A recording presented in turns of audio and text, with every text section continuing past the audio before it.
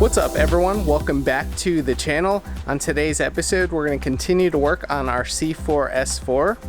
If you're new here, I'm glad you came across the channel. We are just starting our STW touring car style build on this S4. In today's episode we're going to continue to do some weight reduction. We're going to pull some interior panels that we no longer need, as well as the headliner, and we're also going to revise the HVAC control area. At the end of the episode we're also going to install some Euro taillights, so let's get started. So off camera I've already started pulling some of the interior panels and put it in this bin, and shockingly this already comes in at a whopping 6 pounds. So every bit counts. I'm just going to continue to pull some stuff.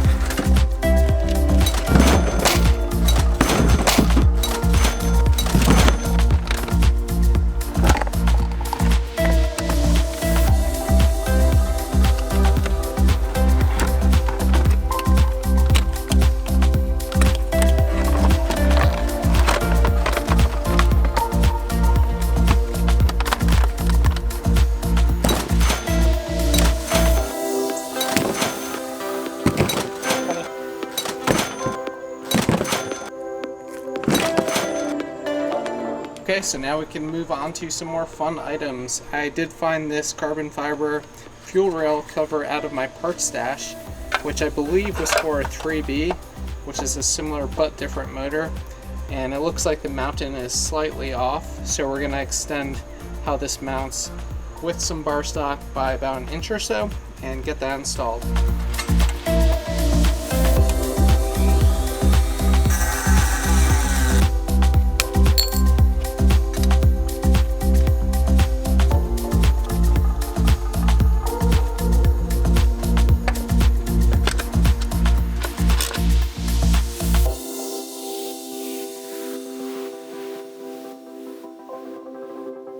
I'm digging how that looks, and it was pretty simple to install. So now we could move on to our other fun item, the taillights. I already took the liberty of removing my other tails, which was pretty fun because of all the sealing glue in this area. So took that off. We're also going to remove the lock cylinder as well as the related latch components, just because A, they don't work, and B, I have some arrow catch latches that we're going to use instead.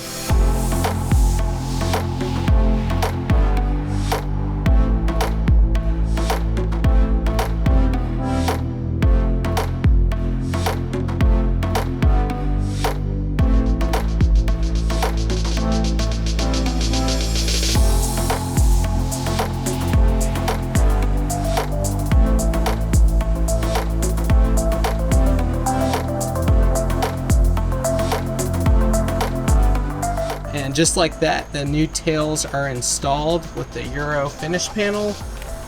We just have to come up with a solution right here to fill that hole, since we're not going to be using the lock cylinder. So pretty much the trunk is good to go. We're just going to put some hood pins somewhere over here. But I'm liking how this rear end is turning out. The last thing that we're going to do today is install this Moroso battery box. We're going to be relocating the battery from where the rear seat used to be all the way to the trunk.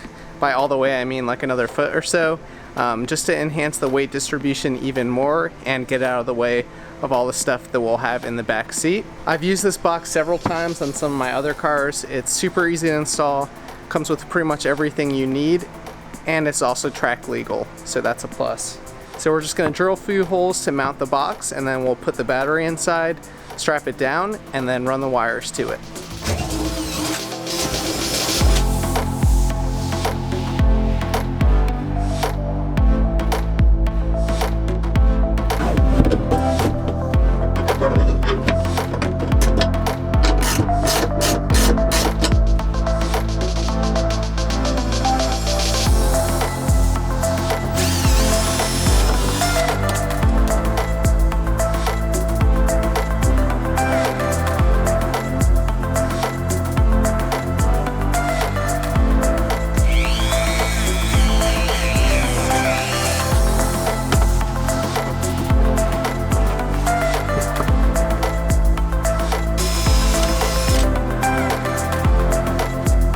So we are done relocating the battery to the trunk. We still have some work to do in the next episode, and we're gonna design a completely new fuse box that's accessible to the driver, similar to like a race car or something like that. So we're gonna do that in the next episode, but for now let me just walk through what we just did, and then we're gonna try the car and make sure it still turns on. Back here we have our new battery box with our battery and the wires coming in. We also have an A&L fuse. You do want to fuse right before the battery just in case there's a short down the length of the wire. You don't want that reaching the battery, so you always want to have some sort of protection there. And then inside the cabin we have this circuit breaker in case we ever need to shut off power. We also have our fuel pump relay driven off that. I am going to revise that in the future like I just mentioned, but for now let's just try everything out.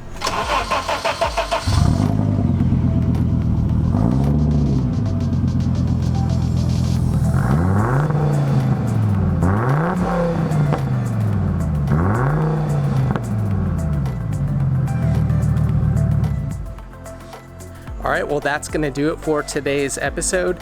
In the upcoming episode, we are going to design and implement a race car style fuse block that's going to be accessible to the driver. So that's going to be pretty slick. Stay tuned for that. Hope you guys are enjoying the build thus far. I'll catch you in the next one. Peace out.